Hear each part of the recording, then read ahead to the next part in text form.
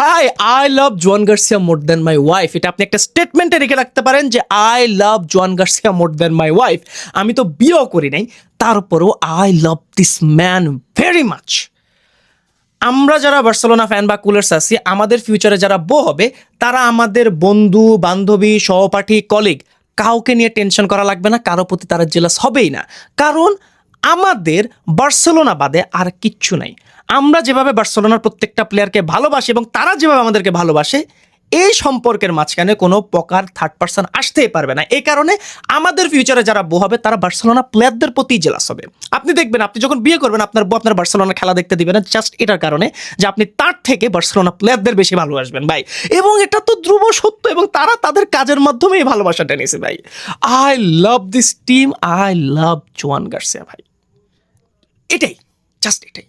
কারণ আজকে যেভাবে জোয়ান গার্সিয়া স্টেপ আপ করছে, আজকে যেভাবে জোয়ান গার্সিয়া আমাদেরকে বাঁচাই দিছে, কারণ today's game was all about luck and জোয়ান গার্সিয়া। আজকের ম্যাচটাতে যদি আমাদের ভাগ্য সহায় না হতো, আজকের ম্যাচে যদি জোয়ান গার্সিয়া না থাকতো, আমরা 3-1 বা 4-1 গোলে হারতাম ভাই। অ্যাট দিস মোমেন্ট আমি জাস্ট কনফিউজড যে বার্সেলোনাকে নিয়ে আমি কি কনফিডেন্ট হব, নাকি আন্ডার কনফিডেন্ট হব, নাকি ওভার কনফিডেন্ট হব। কারণ যেদিন আমি কনফিডেন্ট থাকি বার্সেলোনা হেগে দেয়, যেদিন আমি ধরে রাখি যে আজকে বার্সেলোনা হাঁকবে, সেদিন তারা 7 গোল দেয়, লিটারালি 7 গোল দেয়। আজকের ম্যাচের শুরুতে রায় বায়কনের এগেনস্টে সকাল হইতে আমি ধরে নিয়েছিলাম যে স্পটিফাই ক্যাম্পতে ম্যাচ হবে, সো আমরা ভালোই খেলবো, কমফোর্টেবলি 3-1 বা 4-1 একটা আমরা জয় নিব, বা 3-0 4-0 একটা জয় নিয়ে চলে আসবো। বাট যখন খেলাটা শুরু হয়েছে, সিনারি ওয়াজ টোটালি ডিফারেন্ট। একদিকে জোয়ান গার্সিয়া সুপারম্যানের মতো পারফরমেন্স দিছে, বাট কিছু কিছু প্লেয়ার আছে যারা আজকে তারা তাদের ন্যাচারাল গেমটা খেলতেই পারেন। এবং আমি যদি বলি একটা নাম, এটা হচ্ছে রাফিনা দিয়াস বেল্লোলি। দেখেন, রাফিনা গত 2 সিজন ধরে এবং চলতি সিজন ধরে আমাদেরকে খুব কম সময় এই সুযোগটা দিছে যে আমরা তার নামে একটু খারাপ কথা বলবো, এবং আজকে ওই খারাপ কথাটা বলার দিন। কারণ আজকে কোনোভাবেই রাফিনা গোল পোস্টের সাথে কানেক্ট করতে পারতেছিল না। He was connecting with the midfielder, he was connecting with the defender, but কোনোভাবে সে গোল পোস্টের সাথে কানেক্ট করতে পারতেছিলেন। এবং আমি তো সারপ্রাইজড হয়েছি, আই ওয়াজ সারপ্রাইজ যখন আমি দেখলাম যে রাফিনা দিয়াস বেল্লোলি 1v1 মিস করছে। জাস্ট তার সামনে গোলকিপার, সে সেই শটটা মিস করছে, সেটা বাইরে দিয়ে মেরে দিছে। আমি তখনই বুঝে গেছি যে লড়ে লাগে। এবং লামিন ইয়ামালের থেকে আমি কিছু এক্সপেক্ট করতেছিলাম না আজকের ম্যাচ, অনেস্টলি সেইং। কারণ আমি যখন লাইন আপটা দেখছি, আমি দেখলাম যে রাইট ব্যাক পজিশনে আরাহো খেলতেছে, তার মানে সে অফেন্সিভলি কোনো প্রকার সাপোর্ট পাবে না। এবং লামিন ইয়ামাল যখন অফেন্সিভলি কোনো প্রকার সাপোর্ট পায় না, তখন সে তার ন্যাচারাল গেম প্লেটা দিতে পারে না। এবং এই কারণে কুন্দের দরকার, কুন্দে যদি ম্যাচের ভিতর কিছু না খেলে, সে লামিন ইয়ামালের একটা সাপোর্টিং হ্যান্ড হিসেবে খেলতে পারে। বাট আজকের ম্যাচে ওই সাপোর্টিং হ্যান্ডটা টোটালি অফ ছিল, যার কারণে লামিন ইয়ামাল সুলভ খেলাটা খেলতে পারে নাই।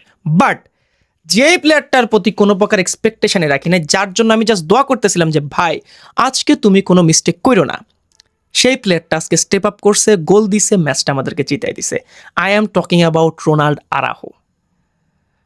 At this point of time গত 2 ম্যাচ ধরে সে যেভাবে খেলছে, আমরা তাকে অ্যাপ্রিসিয়েট করা উচিত। দেখেন, সে যখন খারাপ খেলে আমরা তারে ধসাই ফেলি, এবং আমাদের জন্য এখন একটা স্কেপগোট হয়ে গেছে রোনাল্ড আরাহো, যে কোনো ম্যাচ যদি সে খেলে এবং টিম যদি বাজে খেলে, আমরা তারে টার্গেট করে বলতে পারি। বাট যেভাবে সে আজকে খেলছে, যেভাবে সে নিউক্যাসলের এগেইনস্টে খেলছে, একটু প্রেস সে পাইতে পারে। দেখেন, আমরা নেক্সট ম্যাচে আবার তারে আমরা ট্রল করবো, আমরা তারে আবার ব্যাশ করবো। বাট যেভাবে আজকে 2 দিনের ম্যাচটা হয়েছে, নিউক্যাসলের এগেইনস্টে ম্যাচ, রায় বায়কনের এগেইনস্টে ম্যাচ, 2টা ম্যাচ ব্রিলিয়ান্ট খেলছে। আমি তার প্রতি যা এক্সপেকটেশন রাখছি তার থেকে সে বেশি আমাকে ডেলিভার করছে। So I have no issue যে আমি তাকে কোনো প্রকার যে আমি তাকে আজকে ব্যাশ করবো, বা আমার কোনো ইস্যু নাই তাকে আমি অ্যাপ্রিসিয়েট করার জন্য।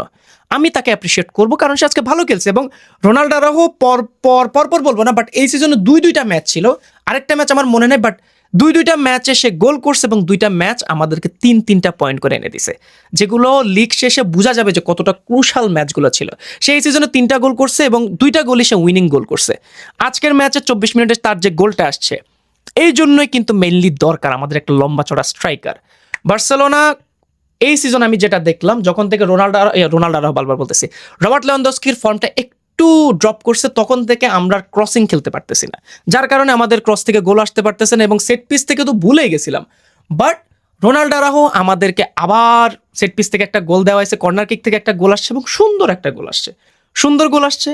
আমরা সেই গোলের বেসিসেই আমরা জিতছি এবং ফার্স্ট হাফ 1-0 গোলের লিডে শেষ হয়। তবে আই ওয়াজ এক্সপেক্টিং যে সেকেন্ড হাফে আমরা মোটামুটি ভালো খেলবো, বাট সেকেন্ড হাফ আজকে আরও বাজে হয়েছে।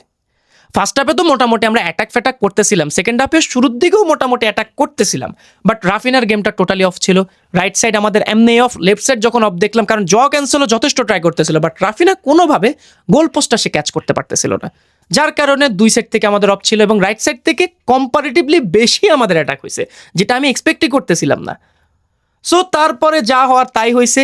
লাস্টের দিকে এসে রায়ো ভায়েকানো আমাদের উপর পুরা চড়া হয়ে গেছে এবং সেই মোমেন্টে যদি জোয়ান গার্সিয়া না খেলতো, শেষ শেষ। আজকে জোয়ান গার্সিয়ার জায়গায় যদি অন্য কোনো গোলকিপার থাকতো, সে জীবনও বাঁচাতে পারতো না, জীবনেও না। আমি যদি শেজনির কথাও বলি, সেও পারতো না অনেস্টলি বলতে, কারণ যেভাবে সে অতিমানবীয় শটগুলো সেভ দিছে, আমি জাস্ট এখন আমার চোখে ভাসতেছে সেই যে কর্নার থেকে যে হেডটা আসছে, হেডে যে বলটা আসছে, সে যেভাবে বাঁচাইছে, এটা রিসেন্ট টাইমে আমার মতে পৃথিবীর খুব একটা গোলকিপার পারার কথা নেই। এবং at this moment of time, at this point of time, আপনি আমার থিবো কোর্তো এবং জোয়ান গার্সিয়া বাদে আরেকটা এরকম লেভেলের গোলকিপার দেখান, আই নো আপনি পারবেন না, আপনি পারবেন না। আপনি হয়তো আমাকে বলবেন যে ভাই রায়ো ভায়েকানোর এগেনস্টে তো ম্যাচ, বাট শট, আপনি জাস্ট শটগুলো দেখেন। এবং আমি একটা পয়েন্ট আমি এমন ছিল যে হাইল্যান্ড মেনটেন করতে করতে আমাদের যে ডিফেন্স লাইন আছে এটাকে তাদের 4টা প্লেয়ার ব্রেক করে ফেলছে এবং সেই জায়গাটাতে জোয়ান গার্সিয়া একা সেভ দিয়ে দিছে। এখন দেখেন এই জায়গাটাতে আমাদের কিছু ফ্লজ আমাদেরকে ধরতেই হবে আমাদের ডিফেন্স নিয়ে। আমাদের পাও কুবার্সি, জেরার্ড মার্টিন ভালো খেলছে, খারাপ খেলে নাই। যখন আপনার টিম ক্লিন শিট রাখে, তার মানে কি আপনি ডিফেন্সিভলি ভালো জিনিস করতে পারছেন। তবে রায়ো ভায়েকানো দেখে আমরা বেঁচে গেছি। সামনে যে আমাদের অ্যাথলেটিকো মাদ্রিদের এগেনস্টে ম্যাচ আছে, 10 দিনের স্প্যানে 3টা ম্যাচ খেলবো আমরা অ্যাথলেটিকো মাদ্রিদের এগেনস্টে। তাদের কাছে জুলিয়ান আলভারেজ আছে, সরলেত আছে, অ্যালেক্স বায়েনা আছে, লুকম্যান আছে, তারপর হচ্ছে সিমিওনের পোলা গুইলিয়ানো সিমিওনে আছে। এরা আমাদেরকে ছাড়বে না। আমরা যদি এভাবে হাইল্যান্ড মেনটেন করতে গিয়ে আমরা যদি অপোনেন্ট প্লেয়ারদেরকে অফসাইড ট্র্যাপে না ফালাইতে পারি, এরা আমাদেরকে ছাড়বেন। এবং এটা নিদর্শন কিন্তু আমরা অ্যাথলেটিকো মাদ্রিদের এগেনস্টে দেখছি, ফার্স্ট হাফে 4 গোল খাইছি আমরা, 4 গোল। সো আমাদেরকে ওই জায়গাটাতে কাজ করতে হবে। বাট ওভারঅল যদি সিনারিওটা দেখি, আজকের ম্যাচটা বাজে খেলছি, বাট ওভারঅল সিনারিওটা যদি দেখি, 3 পয়েন্ট আমরা পাইছি। আমরা এখন পর্যন্ত, আমি যখন ভিডিওটা বানাচ্ছি, আমরা রিয়াল মাদ্রিদের এগেনস্টে 7 পয়েন্টে এগিয়ে আছি এবং আমাদের প্লেয়ারদের অতটা জোর জবরদস্তি করে খেলা লাগে নাই। সামনে ইন্টারন্যাশনাল ব্রেক আছে, তাদের মধ্যে অনেকে কল আপ পাইছে, অনেকের মধ্যে চাপ যাবে এবং এরপরে এসে এসে তারা অ্যাথলেটিকো মাদ্রিদের এগেনস্টে ম্যাচ খেলবে। সো আমার মতে দ্য গেম ওয়াজ গুড যদি ওভারঅল সিনারিও চিন্তা করি, বাট যদি ম্যাচের কথা চিন্তা করি, আমরা একটা টেরিবল গেম প্লে খেলছি, আমরা একটা টেরিবল গেম প্লে দিছি। সো আপনার কাছে সবচেয়ে বেস্ট কাকে লাগছে? ম্যাচের মধ্যে একটা ফানি সিচুয়েশনও ঘটছিল যখন খেলাটা স্টপ হয়ে গেছিল এবং পরবর্তীতে আমি জানতে পারলাম এটা হচ্ছে যে ক্যাম্প নুর যে সারাউন্ডিং আছে, যারা ফ্যান আছে, তারা হচ্ছে এত জোরে হুইসেল বাজাচ্ছিল যে খেলাটাকে স্টপ করা লাগছে।